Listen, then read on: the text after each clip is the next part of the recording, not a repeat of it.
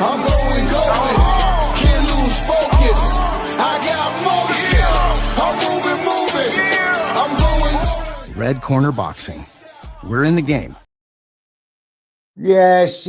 Good evening, fight fans. It's Mr. Neutral from Red Corner Boxing here with my very good friend, Mr. Eric ERF from IboxingHub North there, over there in Yorkshire. Welcome to the show, mate. Big up. I'm good. How you doing, Neutral? How you doing? I'm doing okay, mate. I'm doing, considering. We'll get into that in a bit. But I see that big smile on your face. I'm loving it. I'm loving it already. But look, before we get into it, I've got to say we are sponsored by EasyStories.com for all your local nationwide needs, and Boxing Fight Zone for any of your boxing merchandise and apparel. T-shirts galore that have just champions on it. Go check out the wonderful array of stuff. It's all there, and maybe a discount or two. Well, Eric, I've reached out to you and said, come on my show. We got to have a chat, right, about Devin Haney, the Enigma, as I am calling him now, right? Now, just to give people a bit of history, just of why I'm calling this show, because me and Eric, ladies and gentlemen, have been going hammer and tongs over a certain fighter and fights, or fighters and fights. So much so, crosswords, and regrettable things said and all the rest of it in group chats. And, some timeouts were having to be called because such was the heated debate and convictions of both sides. Would you agree, Eric? Yeah, 100%. Me and you were like yin and yang. When I first started this, you was there at the beginning. When Rico sort of put us together, to be fair, Rico was like, you two. I think he knew what he was doing, that boy. He knew what he was doing, yin and yang. But Devin Haney is my favourite fighter. I've invested a lot of time from his pro debut watching him. So he's a fighter I've seen before he went pro when he was an amateur. So it's what I've invested in. So when the topic comes up and there's the other side and the narratives I say, and on the other side people say, it's always going to be a heated back and forth because I'm always going to have something to say. You know what? I'm never short on words, am I? No, you're definitely not. And such was the strong convictions on both sides. It's fair to say, because I didn't have quite the number of years, following Brian Norman as you had. Excuse me, you probably, seen a lot more things than I did that I didn't appreciate, Eric. And I have to admit that and hold my hands up. Mr. Neutral was wrong. Right? I'm not. Hey, I've been waiting for this day. I've been waiting for this day, so I'm going to have a smile on my face. You just sit back and listen and enjoy, mate, because I'm not going to play it down at all. Absolutely convinced 150 million% on what I thought and what I believed. And you were exactly the same. It was like the immovable force against the unstoppable nature. The clash, the inevitable clash. And it was not only that, many people witnessed it in close circles, shall we say. And much probably to their embarrassment. Certainly mine now, Eric. Now, let's get back to pre-fight. Not this fight. Let's go back years. So sorry, James. We'll bring that back. We'll bring that pick up in a minute. But let's go back a couple of years ago. Devin Haney was, at his finest at 135 pounds. He had the fight with Lomachenko. He had the fights with George Kambosos. Afterwards as well. Sorry, before that. Was it? No, it was before that. And then obviously the fights with Ramirez and Garcia, dare we mention it?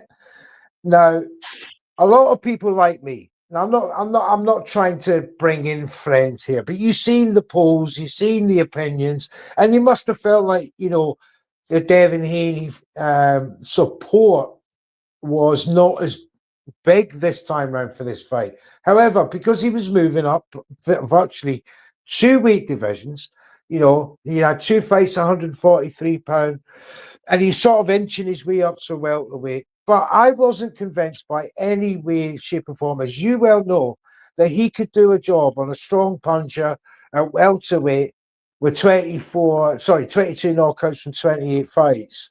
And, you know, you weigh up these decisions based on, you know, what the particular individual feels. On my part, I felt that Brian Norman was far too strong for him, far too strong. I thought this, that, the other, having spoken to, you know, the lad and his father, and which Mr. Bill Haney knows about, by the way, because, you know, we've reached out to Bill. He's saying, ain't you the guys that were with Norman? You know, so he knows. So hopefully he'll see this. Hopefully he'll see this, and he'll appreciate Red Corner Boxing after we're all said and done, and what we aim to achieve here tonight. Now, Bill was slightly different in this build-up to previous fight camps with the media. It wasn't as, let's say, try to sell it as much, because I think the fight was sold anyway to the masses. So it was interesting to me that during this pre-fight build-up, he was taking more of a back step thing until fight week blew up, and then obviously we got all the fun and games. But I have to go back to the, you know, why I was thinking what I was thinking.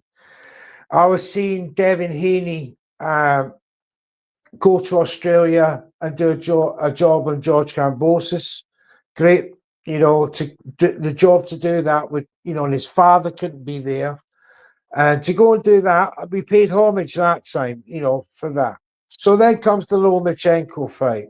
Now, he's a little guy, Eric. You know, as I've explained to you before, I'll do it to the audience. Little guy, skillful, made it a hell of a fight. Devin Haney prevailed, come through. Unconvinced to a lot of people. Then, what was his next fight after Lomachenko? You'll have to remind me, Eric. Regis Prograis takes the WBC 140-pound title of Regis Prograis. And a very good performance, it has to be said, because I'd seen Regis Prograis in Liverpool before that fight against Jack Harrell. And he put up a hell of a performance and put down Carroll. So, you know, he'd done a job there on Regis Prograis. Then obviously came the Ryan fight. Now, it's, you know, so since the news of Matthias busting for Osterling, that has changed my mind. You know, as you well know, I was to a point defending the decision about Ryan Garcia, not the fact that he was cheating, it's about how he cheated, right? So, but since Matthias, right, I've got to think, yeah, that guy was cheating, and he did cheat, Devin Haney. He did use a strategy that the casual fans don't get, the hardcore do, coming in overweight to come and get this advantage, you know, writing off his chances to take the belt was a small compensation to actually winning the fight. Because if you look on hindsight, it took this Brian Norman fight, and I never do rewatch after a watch along. When I do a watch along, I see the fight as it is, and I that's it. I see the fight. I never go back and watch it. But the Norman fight, I'm like that. What's happened? I've never seen this Devin Haney before. I've never seen it because I've never seen the Ryan fight. I've never seen it in the Ramirez fight. I've never seen it in the Regis fight. I can go back to, when was the last time I seen Devin Haney as destructive as that and as strategized as that? I couldn't tell you. Now, let's go back to the pre-fight of this fight, Eric. and we got the build-up fight week. As I said, Bill Haney was very, very quiet until we got to the weigh-in and the press conference. Jams, if you could just put that picture up there. And we seen like how Brian Norman was, pleasing to the fans with his anecdotes and his wee rhyming poems and stuff, very Ali-esque, back in the day. Very cool, calm collector. And Devin Haney, very different from other weigh-ins. Very different. And often I was wondering, wow, he looks nervous and all the rest of it. And all this was feeding into my what I thought was inevitable joy. All right. And then the first round, okay, no one was really doing anything special. I don't know whether you give Devin the first round or you give Norman the first round. Norman got the first round just on inactivity from both, really, but Norman was the one pressing the action. The first round of fights is normally a feel out round. You end up giving it to the guy who's coming forward. I've noticed that was Norman. That was Norman. Yeah, the first round you probably end up giving it to the guy who's pushing the action, who's pushing forward, who's making the action. If not enough punches really land to score it on punches, you can sort of go right. This is the guy that was. Yeah, basically. Norman definitely won the first round for me. But before we get into that, actually, I want to go back to why people felt that Haney couldn't put this performance on. Yeah. For years, people have been saying that Haney's a weight bully. Obviously, you seen him in the first George Kambosos fight. You saw how he looked in that. The second one, and then even the Loma fight. Everybody called him a weight bully, but my argument to that is somebody who's cutting down, as we've seen with Chris Eubank Jr., just the videos, what's come out today or whatever. When you're cutting so much weight, you're depleting yourself to a level that it's a risk. It's a very high risk, especially at the elite level of boxing. When you are fighting the elite guys, you're fighting for world championships. It's a massive risk to drain yourself to get to that weight and then rehydrate. People think rehydrating is just, you get off the scales and you just chug water or juice or whatever. It's a strategy of how to rehydrate properly. And Devin did that. And what I didn't like when people kept going, you're a weight bully, that's why you're fighting these guys. It's not like he was down there not defending anything. He stayed down there to get the undisputed fight. He signed a 3-fight deal, which meant that he had to fight George Kambosos twice, which is fulfilled, and the third fight was Loma, which is fulfilled. People saying, he's a bigger guy, he's a weight bully. It's like he was down there defending his belts. So you can't blame a fighter who's fighting the guys he's supposed to fight in the division he's supposed to be reigning in. If he wasn't making weight and blowing weight on the scales, I could understand you need to move up, but I felt like Devin needed to move up a long time ago, but his dream was to win those belts, and he did that. So when he moved up to 140, and the other criticism of Devin is he didn't have power. So when he moved up to 140, and he ended up dropping Regis, I said to I'd said prior to that, Devin will have more power. Everyone's like, no, you can't gain power. Draining yourself, it weakens you. It weakens the way, especially Devin doesn't punch for power, by the way. It's not that he hasn't got power, it's how he throws his punches. He doesn't really sit on his punches, as well as draining yourself so you don't have the full capacity of your body because you've not fully recovered. Even though it's fight night and you've rehydrated, everyone's like, yeah, you've rehydrated. You haven't rehydrated to a healthy level where when you're sparring and you're hurting people in sparring and stuff like that. But doesn't that feed into the narratives of the fans who say, well, isn't that an example of weight bullying? Well, it's a fine balance of draining yourself down of all your minerals and all the rest of it and being effective. The context of that, though, is... Which he got away with because he did. He was effective. He won his matches. For me, if you're making the weight, that's at your detriment. It is at your detriment, like we've seen with, like I was mentioning again, Eubank Jr. in the last fight, Yeah. with Conor Ben.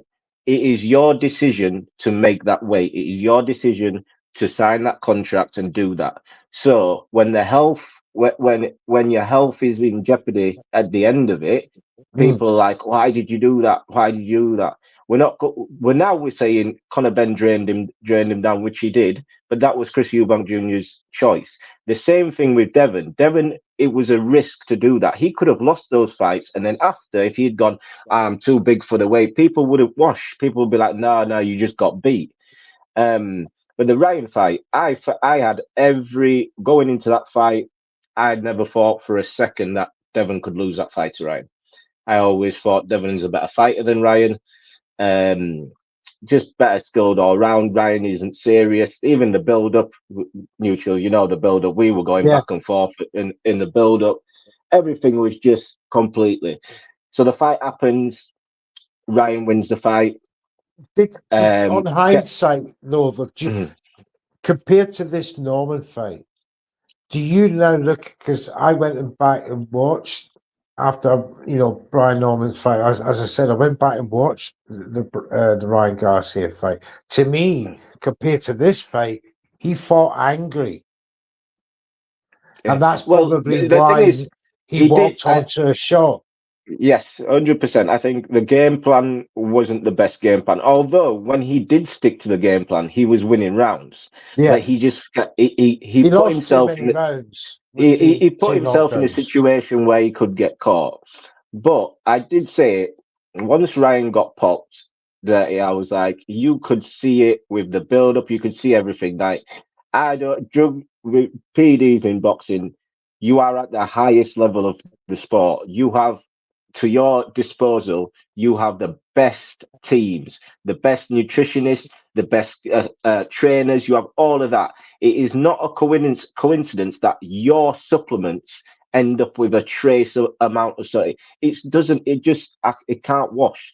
But going off that, I said after the fight, you will really be able to tell if Ryan was on PEDs in Ryan's next fight, as in not even how he performed, as in his body shape, his body type, because Ryan's body type, I maintained, was completely different in the Devin Haney fight. He was bulked up. Ryan's like a lean guy, very like lean, quick twitch muscle. Ryan in the Devin fight, he was jacked, like, and that was supposed to be at 143.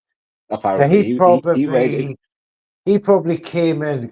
Bear in mind, he weighed in at 143 point something.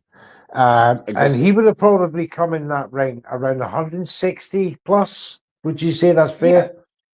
Yeah. And I don't think Haney, who boiled to 140, and then having found out the weigh-in, he was having to play catch up with the rehydration.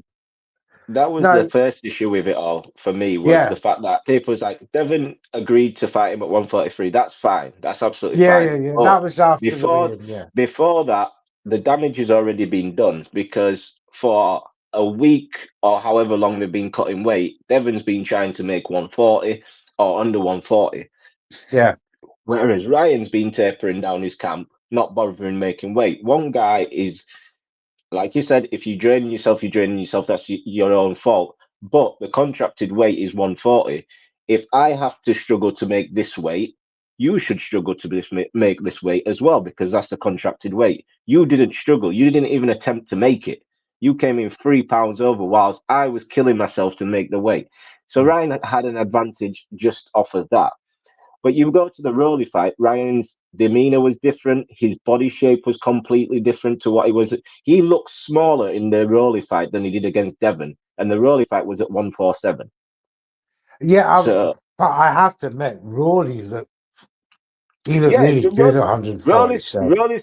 Rolly's performance is not to take away from Rolly's performance, but you look at the demeanor of Ryan, you look how Ryan boxed himself outside of what Rolly did. Rolly didn't do anything to fluster Ryan, or I know Ryan got dropped, but it wasn't like Rolly was throwing a hell of a lot of punches. It's a lovely set-up combination.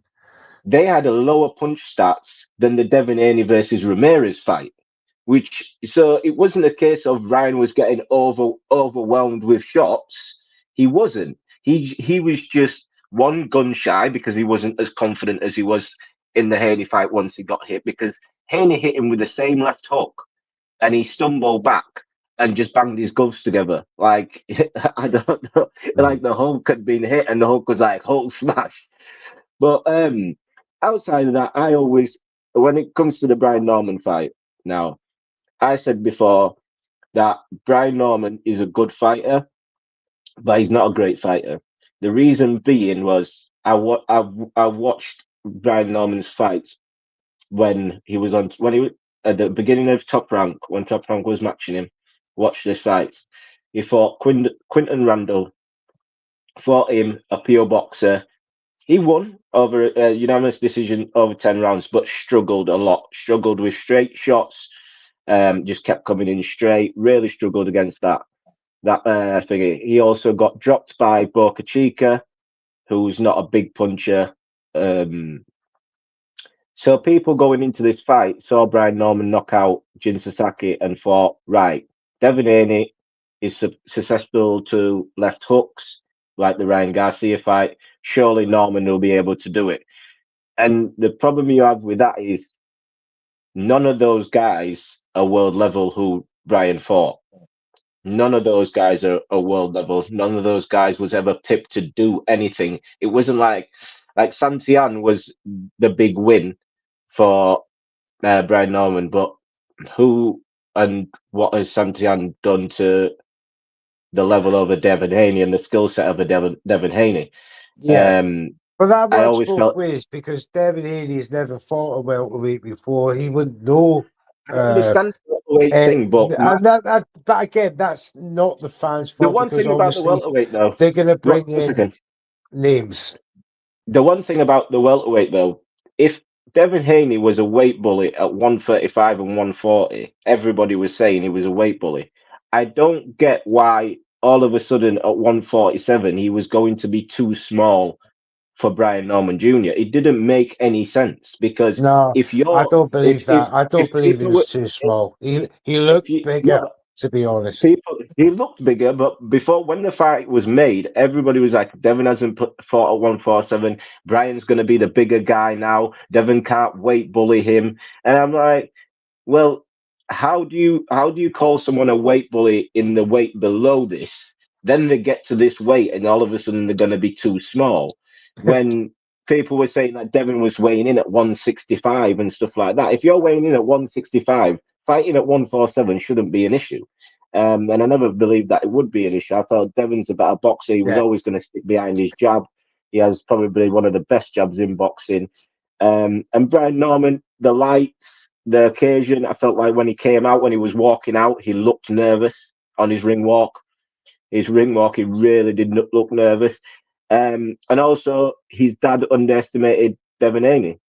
The thing about Bill, what you were saying, like Bill wasn't the same.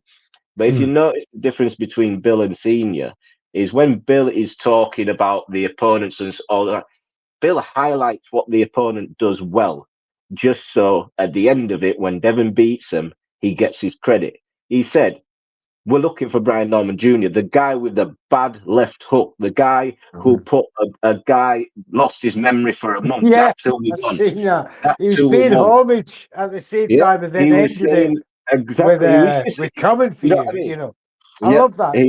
he was saying all, and he's saying the same about Rowley now. They're calling Rowley out, and he's saying the same. He's like, Rowley. Everybody's saying Rowley could give Devin rough. If someone needs to rough Devin up, Rowley's been talking. Let's go get them. Let's get Rowley. But Brian Norman Senior spent the whole build up saying that Devin Haney has only fought little fighters. Brian Norman has had tougher tests than Devin Haney, which I think is disrespectful. Especially the fact that Brian Norman's never fought a world champion. Let alone Devin Haney was his first world champion. He fought, former world champion he's fought. So to say that Devin Haney isn't the toughest test you'll have, I think that was disrespectful. To say Devin Haney has no power, and like I said, science is science. If I'm draining my body down to a certain weight shouldn't really be, I'm not going to be able to perform or punch as hard as I can when my body build when I'm at a weight where I build up. It's just science, and people just ignored that because they felt like Devin. I don't know. They feel like Devin's soft. I don't know what it is. They feel No, I like think Devin's I soft think or it was something. more to I think it was more to do with the The lawsuit. Ramirez and the Ryan fight. As I said, at the start of the conversation, that I've never seen Devin Haney fight this way before, and I've got to pay homage to Bill as well, because, but by all accounts, he's the one that come up with the strategy of the Norman fight. And round two, when Devin with a lovely combination, and then that right hand that put Brian down. The fear of God went through me at that point, and all I could think about was Eric ERF was right, and Yeah. and No, I've been told I've got a toxic trait. Don't do that to me. I was not. I was like, he was right. He has got the power, but that was very early on. It was round two, and you thought, right, okay, then your man can come back from that 10-8 round. He won the first round. He's only a point behind. No, the damage was done. I seen it in round three. And I said to myself, Mr. Neutral, you're in for a long night and a very long next 3 months. And but then again, I started to watch Devin Haney. Then I really started to watch what I was seeing. I was liking as the fight went on. It was getting more impressive, and yes, he did coast a couple of rounds in the mid rounds towards 8 and 9, but he done the job. And Yeah, he deserved to take a little break and then re-establish the domination. And let's not mix it up. It was a dominating fight. It was a dominating performance. And at the end of the night, at the watch along, I was just like, he's done it. yeah. Incredible. Incredible. We did a watch along on iBoxing with iBoxing of USA with Trill, the For commissioner, dollar bill, yeah. and I forgot it was 3 o'clock in the morning. I can imagine. When he dropped Norman, I forgot it was 3 o'clock in the morning, and yeah, it's safe to say I probably worked the house up just shouting, I told you, I told you. But listen, the performance from Devin was it was a great performance. He at the beginning of the fight, he stamped that he had power to hurt Norman, which made Norman guess himself, which gave Devin time to do whatever he really wanted in that ring. Norman did make adjustments throughout the fight to take away that left hook from Devin, which was good from Norman, to be fair. But I never felt after that second and third round, I never felt he was in there to win rather than he was in there not to get stopped. Because I believe this fight could have gone the same way as Crawford versus Spence had Norman kept trying to win. Because if you look at Crawford versus Spence, Spence got dropped in the second round as well in that fight, funnily enough. And then he kept going for it. He kept getting caught, though. And I believe that would have been the same thing that would have happened to Brian Norman Jr. If he had kept going how he was in the first 3 to 4 rounds. He changed up. He changed how he fought, which is fair play to him. I don't Yeah. believe the advice in the corner was great. From what I've seen, Yes. It wasn't great. I felt like Junior could see in Senior's face that shit, it's not what we thought. He kept trying to G him up, but listen, Junior's a good fighter. He will definitely come again. His next That was opponent, going to be he'll probably knock out his next opponent. I actually like him as a fighter. I think he's a good fighter. I do think the whole persona and everything what people fell in love with was a lot to do with how much they disliked Devin.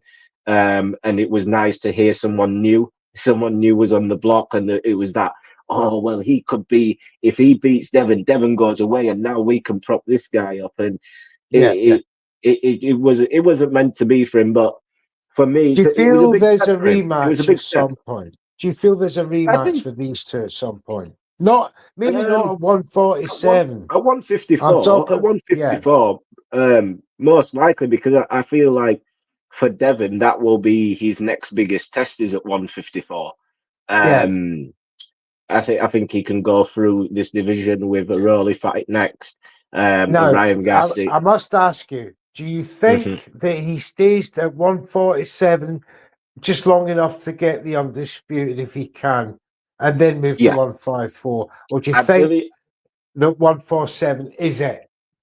No, definitely not it. I don't Right. believe 147 is it. I think he stays just long enough to get the belts if everything aligns. But the WBC right now is on some weird stuff, putting Conor Bennett #1 after Number he's not one. fought at the division for 3 years. So we don't know what Ryan Garcia is going to do if he can beat Barrios, because I don't believe Ryan Garcia wants the Devin Haney fight again. But does I, Ryan I, beat Barrios first? um, for me, on Barrios' last Especially two, after the the, Rolly the, performance. the problem you've got with that is a lot of people are ignoring what Ryan's last two performances, and just talking about Barrios is he's coming off two draws. Ryan's last two performances, one of them he cheated. He came in more overweight and he failed the drugs test. The one after he got dropped and he lost to Rowley. So a lot of people are going into this thinking, oh yeah, Ryan's just gonna get a belt. I'm not too sure. I am not too sure, because when they're really not, I don't know if Ryan can beat Barrios. I'll be honest with you. I don't want Barrios to win, because I believe if Barrios wins, he's gonna fight Conor Ben. If Barrios beats Ryan, that'll be the fight. I think if Ryan wins, he will. He doesn't have a choice but to fight Devin. I don't believe he No, has a choice. no. I've spoken to people this week about that same possibility for the get back, for the lick back, for being cheated, basically out of his glory.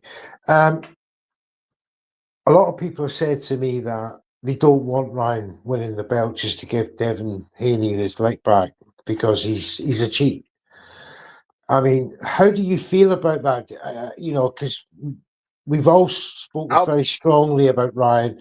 He shouldn't deserve another big payday, or he shouldn't deserve this.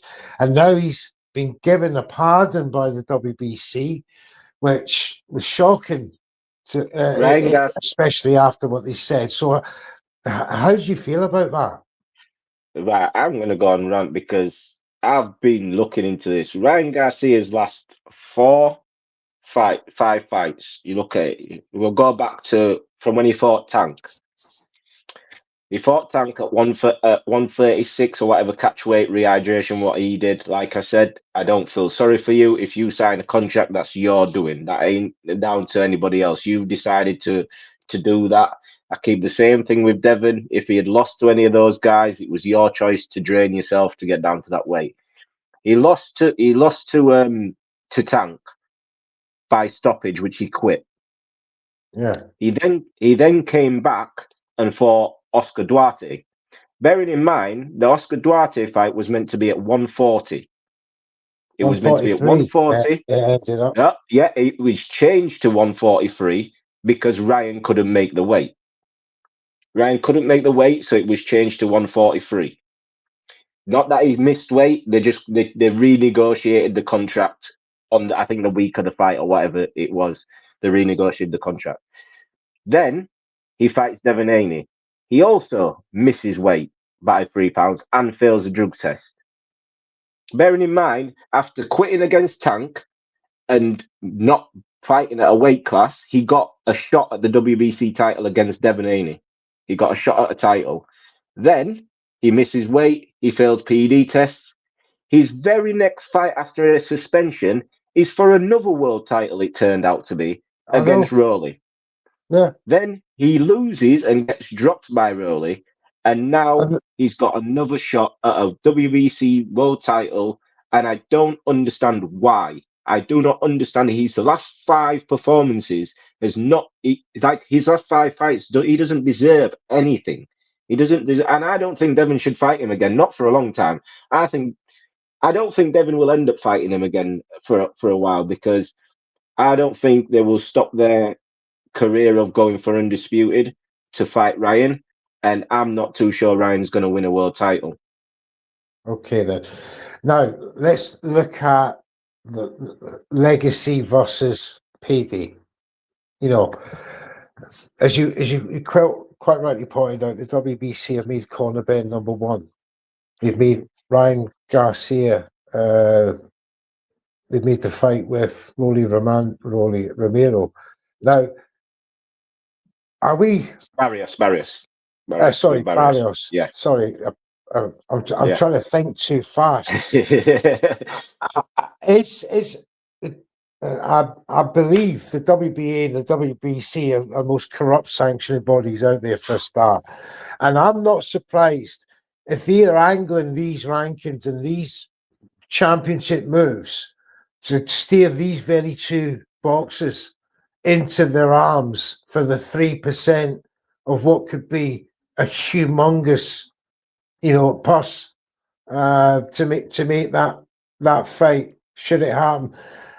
But would it be fair to say that Devin's stock has risen since the Garcia fight, that he's now in a big bracket where he can command or at least respect and be considered first for these fights?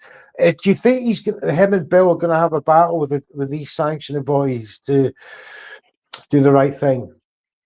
Yeah, since the Garcia fight, well, I'd say since just after the Norman fight, his stock's definitely risen because I think after the Garcia fight, you're looking at Eddie and everyone saying, "Oh, he's not worth the money for Sandor Martin." No one bidding for the Sandor Martin fight, or there was one bidder or whatever it was. Then going into the Ramirez fight, the performance wasn't great. People wanted to see more action. His stock dropped again. And then after this fight, you could see the agenda anyway. I don't like this performance for Eddie Hearn and Conor Benn to say this was a boring fight.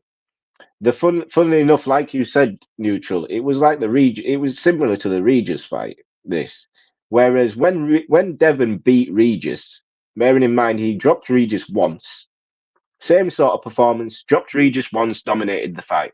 Eddie Hearn got on the mic, said, "This is the new era of boxing, Devin Haney. He's the next guy, pound for pound. He's up next, blah, blah, blah." He does the similar performance, but better performance against Brian Norman, a bigger guy, a guy who a lot of people was picking, a guy who Devin was underdog against. He was underdog going into the fight. Oh, absolutely, yeah. So he puts on that performance, and all of a sudden, now nobody wants to see this kind of boxing. Nobody wants to, and it was always an agenda because I don't believe Eddie wants Conor Benn anywhere near Devin Haney. Calling a fighter boring and no one wants to see them is an excuse that you don't want to fight them. You've heard that excuse so many. Canelo did it to Andrade when Andrade was trying to fight him. Canelo was doing it to Lara at first. There's so many fighters. Oh, I don't want to fight him. The boring. Listen, if you're an action-packed fighter, your fight shouldn't be boring. So no matter who you're fighting, whether it's Devin Haney, whether it's Shakur, funnily enough, he don't want to fight Devin Haney, but he's happy to fight Shakur, which I find strange to me because they're very similar. Shakur's a southpaw and more defensively minded than Devin is. Yeah, I don't know what position he come in the rankings. I think it was around number 5 or 6. Is it the WBA? Conor Benn today was ranked. I'm not sure about that one. No. What after November 22nd, rank 4? Eric, I'm going to hold my hands up. I've found a bit of love for what Devin Haney's work.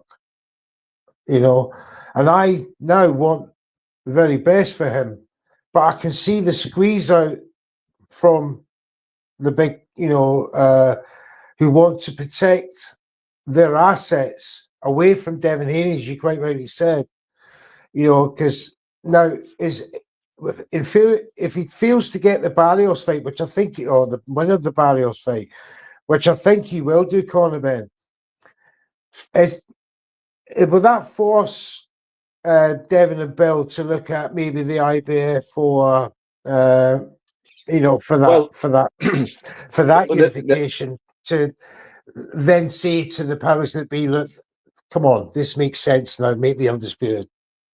Well, it wouldn't make any sense that the fact that he could go for the IBF but can't go for the WBC, because Eddie Hearn has both fighters if Conor Benn was to win the WBC.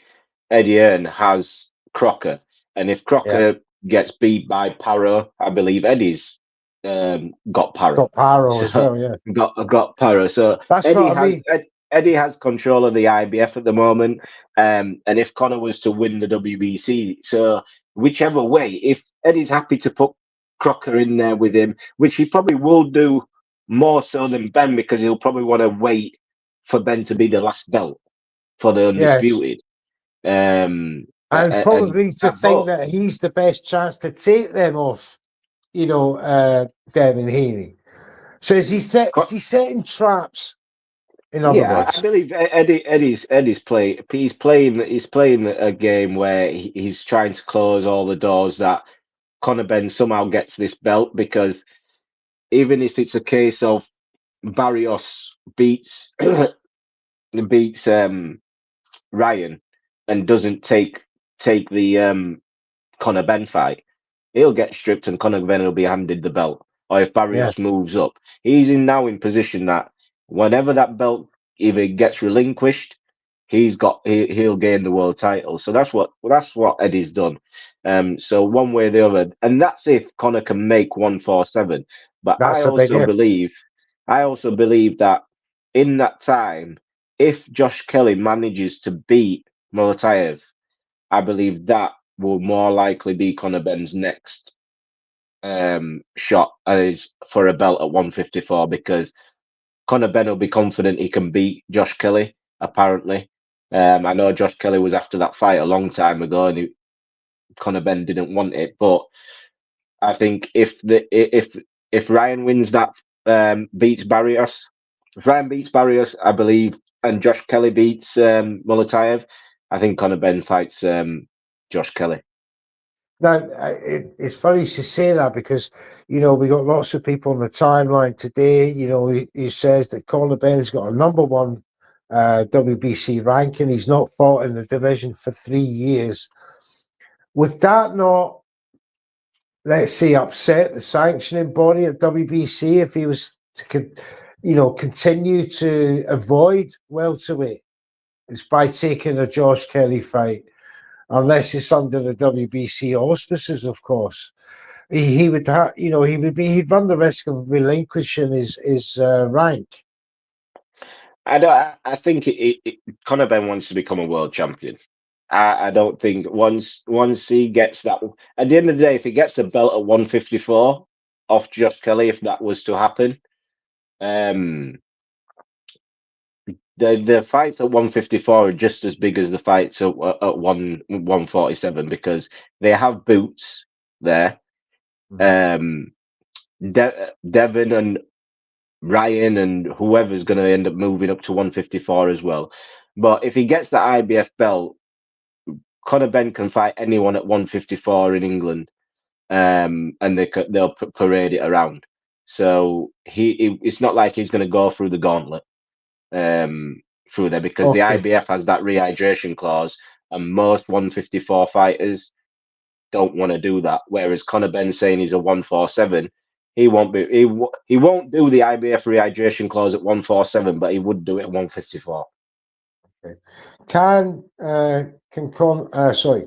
Devin Haney be undisputed by the end of 26 and the beginning of 27? Yes, I believe he beats every anyone with a title. now, anyone with a title now, or anybody who's in line for a In the line. title, the next fight, I believe he beats So do quite I. easily.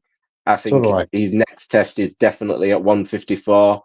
The likes of Virgil Ortiz, Boots, even Fondora with the height difference and stuff like that. I think that's his next test, and that's what I'm looking forward to. I want to see Devin in hard fights. I've never wanted him to take easy fights. My favorite fighters, I just want to see you compete against the best guys. If you lose, you lose. In boxing, the one loss, everybody wants to throw you away. It's like Brian Norman Jr. Yeah, The people that want to throw him away just aren't interested in boxing. I want to see what he does next, because exactly. losing to Devin Haney isn't a bad loss. It's not a bad loss because, one, you're 24 years old, you're young. You're young in your career, and you've lost to a former undisputed free division world champion. It's not something you can look at and be disappointed in. Yeah, Yeah, in the moment, not winning the fight is disappointing, but for me, a fighter like Brian Norman Jr., he'll do well in the. I think he beats a lot of the guys at 147. To be quite honest with you, Devin Haney made him look like that. I don't believe many fighters make people look like that. Similar to Abdullah Mason, a lot of people are criticizing his performance with Sam Noakes, saying he gets hit and stuff like that. It's like there's not many fighters at 135 that's going to fight like Sam Noakes. That's going to give Abdullah Mason that kind of pressure and that kind of night where it's a tough night and he's got to dig it out.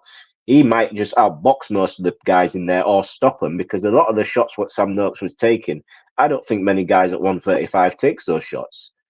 it's a Um, brilliant performance. It has to so, be yeah, said so from both guys. it's literally it. The night he was fight. Brian Norman was fighting an elite fighter. Yeah. On the night he was Now, fighting an elite fighter, and he's not quite there yet. yeah, I quite agree with you. You know, after watching Devin Haney go to work, I do believe he'll be a two-time world champion. You may have to wait until Haney's moved up, you know, and he's got a bit more experience and he's gained another Yep. belt, etc., and defended it. I think you're quite right. At championship level, he was found wanting.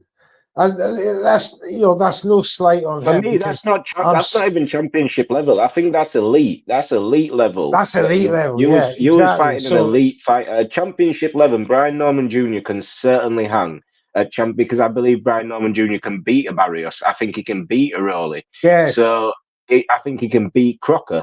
Like, Brian Norman Jr. is a very, very good fighter. He's a very good fighter. did he He was surprise just you?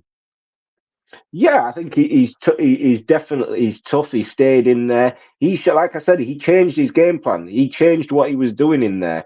Whether it came from the corner or himself, they changed how they was fighting, because I believe if he carried on fighting how he was in the first 3 to 4 rounds, I think he would have got stopped.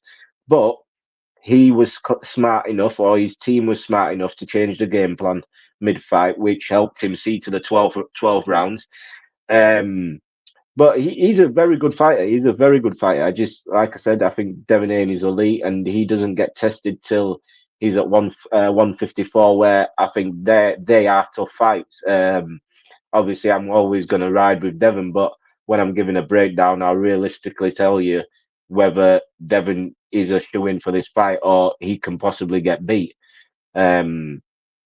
So yeah, I think 154 next year, mid next year when he moves up, and hopefully he goes straight for one of the champions, like he has done in his last 2 divisions. This is the question, the $64 million question. Just how great can the Enigma Devin Haney become? Because you see 154. I've seen past that now. I've seen Yeah, 160 in him before his time is done. the thing Such is, as neutral. his frame. And just before I pass you over to you, did you watch this thing on the Zone, the training regime, where Yep, he's running up the steps and the hills and yep, that? I yep. watched that before the fight, and things started to click. Things started to this is how this guy operates. That's how he's all. That is how he's always trained. Like people clown him. I know in the build up, oh, you're trying to be like Floyd. You're trying to be. This kid was with Floyd from the age of 9, That's 10 true. years, 10, 11 years old. He was training with Floyd Senior. Floyd Senior said on camera, "This is the next person who's going to be like my son. This is the next Floyd Mayweather Jr." He said, and I can get the clip at some point, but he said that. So Devin's watched Floyd. Floyd was always Devin's idol, let's say, but he didn't. All it wasn't just his idol. He trained alongside him. He sparred with him. Floyd was teaching him tricks and things to do. You look at how Devin fights. A lot of it is like Floyd. It's not as I was good going as to Floyd. say he was It's not as good as Floyd-esque. Floyd. I'm not saying Yeah. he's Floyd. It's not as good as Floyd, but he's also only 27 years old or 26. I think 26, 27 years old. I think he's just turned 27. Um, he's just 27 years old. He's already undisputed. He's a three-weight world champion. There's plenty for him to learn. There's plenty for him to polish up. Let's say, but I believe that he oh, when I was watching him from a kid, like he's special. People don't like him. I'm not sure why. Whether it's Bill, whether it's the fact of America, they've already got the Americans are obsessed with stars. They're obsessed with the look. You need to look. You need to sound. You need to. It needs to be something special. And whether they see Devin as a kid who grew up with money and he was always around Floyd and he's never had to think it, but the kid at boxing, he's good. I think the only guy that I've ever said that alongside him is Shakur Stevenson. I think those two, for me, head and shoulders over the guys their age. I will say the guys their age. I think them two are the best fighters. Not that they can't lose on any given night, but skill for skill, I think those two are better. And what I will say before we lock it off, people need to stop thinking or expecting knockouts from a pure boxer. When a pure box, everyone knows how a pure boxer fights. The only way you are beating them if you are able to get them out of fighting and being comfortable. If you aren't being able to make them feel comfortable and it's a boring night for you because you can't hit them or your favorite fighter can't hit them, it doesn't mean that they're no good. It They've just done a means job. they need a better opponent in front of them to take them away from being like that. Teofimo versus Shakur Stevenson is one of those fights What's your thought? where What's your prediction on that? I will never pick against Shakur Stevenson until he fights Devin. um, God uh, forbid. God forbid. I won't pick against Shakur Stevenson because he's special. He's very special. I think he's an orthodox. The Zabita fight proved that, didn't it? He's a right-handed fighter fighting as fighting southpaw. He's so he's very versatile. Shakur. People call him a runner or whatever. There was the De Los Santos fight. It wasn't a Yeah. great performance, but it wasn't a But- great performance from De Los Santos either. But On both sides, will you admit though that Teo will present a 100%. far different prospect than Zapita because he's more of a chess match The type thing of is, boxer, isn't though, he? the thing is, Teo needs to fight differently, because Teo doesn't like pure boxers. Teo doesn't like chasing fighters down because he walks into shots. He needs to stop the movement, cut the ring off. Don't chase Shakur. Box with him. He needs to try and box with Shakur early, and then try and go for it late. But I believe Shakur's just far superior boxer than Teo. I think he counter punches him all night. I think he catches him with the uppercut and straight lefts as Teo's swinging and trying to press him. I think it's a good fight. It has one of those. It has for me one of those fights that everybody at the end of it's going to say it's boring because it's going to be Shakur's way. If Teo can make it a rough fight and make Shakur uncomfortable, he has the ability to do it. he definitely has the ability to do it, but I just think Shakur's better than him. I really do. I just think it's not that I don't rate Tio, because I do rate Tio. I think Tio beats a lot of guys. I think he beats. But Shakur he's just better than him. Well, thank you for that, Eric. Well, Eric, my friend, the time has come to end this debate. I want to thank you for not only being a good sport, but for being a man about, you know, the way you've conducted yourself all through that. Lessons can, you know, people can learn lessons off you. You talk a lot of sense. You bring a wonderful argument. Mr. Neutral was wrong for a long time.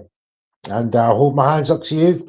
And may the spoils of war go to the victors, Devin Haney, his fans, his team, his connections and his family. He deserved it, as does his fans. And for all the ones that are 10 toes down, like Mr. Eric ERF and Remy from across big the up pond. Remy. Big up Remy. Another one who never lost faith and stuck by his convictions to the point of fault like the rest of us. And, you know, big up to him and all the fans. Here at Red Corner Boxing, when we make a prediction and we stand by it and we're wrong, we acknowledge it. And we acknowledge the people that matter most. There he is, the fans. And no bigger fan and man who stands by his man than Eric ERF from IboxingHub North, ladies and gentlemen. Big up, Eric. Thanks very much for coming through, my man. Nah, I appreciate it. I appreciate it. Thanks for having me on. Now we have definitely gone back and forth through this, but it's boxing. I get predictions wrong plenty of times as well as right. So when I get it wrong, I hold my hands up and I expect to get grilled about it anyway, because it's the fun of it. That's why we have group chats. That's why we do this thing. It's some fun as well. You've got to enjoy it. No, but I appreciate you having me on your show, and we'll speak. Definitely. Thanks very much, mate. This program is sponsored by EasyStorage.com for all your local and nationwide needs, and of course, Boxing Fight Zone for your merchandise and apparel partners as well. Jams, are you there? He's come on stage. I don't think he's meant to do that. Jams, take us away, my man. Play that outro. Hey, as long as I know I'm not the only one that messes up, do this on my show. I tell you what, I got a phone call, mate. I got a phone call. My bad. Apologies, lads. Apologies. No worries, my man. No, right, let's see you out. I'll see you out in style. Hey, Eric, cheers, thanks Eric. for coming through, man. That was brilliant of you. God bless you. I appreciate you. I appreciate you both. Thank you. Take care, lads. Here we go. I'm moving. I'm